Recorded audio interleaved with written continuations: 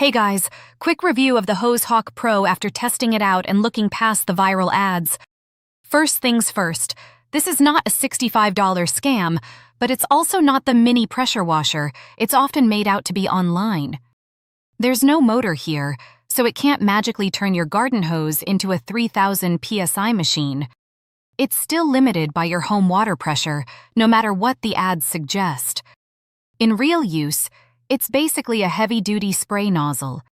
And honestly, for light jobs, it works fine. Washing your car, rinsing off mud, watering the garden, or cleaning a lightly dirty patio, it gets the job done without any electricity or setup. But here's the limit.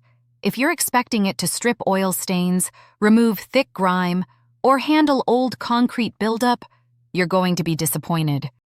It just doesn't have that kind of power. So the verdict? Worth it if your expectations are realistic. Great for simple outdoor cleaning. Not a replacement for a real pressure washer.